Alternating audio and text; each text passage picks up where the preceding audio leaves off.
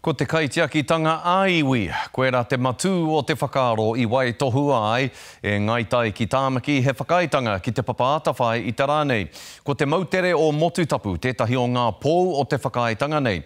He mautere rauwiri ngā kaiao, he mautere kei roto I ngā whakapapa o te iwi, mai rāno. Nei rā a Irena Smith.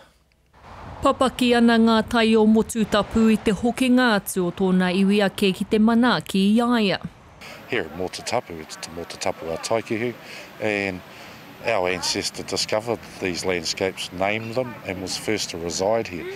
And so we have that inherent genetic responsibility to continue to uphold Taikihu's mana.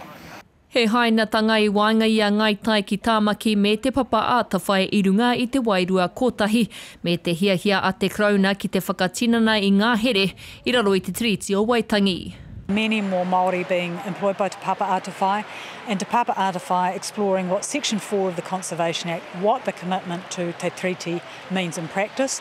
There are many challenges in what does mean in practice, but it's an ongoing relationship, an ongoing mahi in progress. Kei te puawai ke ētahi o ngā kaupapa tiaki kararehe o konei. Ko umu puia te kiwi iwa te kaumārua kua whai kāinga hou.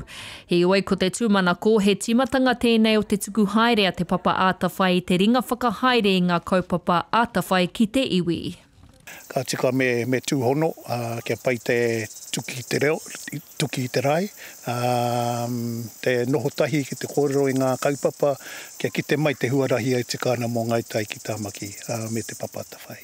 O ngā eka toru mano me te hawhe o Motutapu, he ruarau kua hoki atu ki roto I ngā ringaringa o te iwi. Ko te tumanako mā tēnei whanaungatanga hau, e tipu ake ai tētahi kaupapa ātawhai, e tau ai te mana me te rangatiratanga a te iwi, ki runga I ngā whenua katoa. Developing our capacity, our capability, our skill sets and our attributes and amongst our rangatahi around our abilities to conserve, preserve, restore, replenish, promote. I nai nei ka tīmata te iwi ki te kōrero mō ētahi mahi hou mā ngā tāngata maha ka tai atu ki Motutapu I a rā, me te whanake ake ngā pukenga kaitiaki o ana uri. Irena Smith, Te Karere.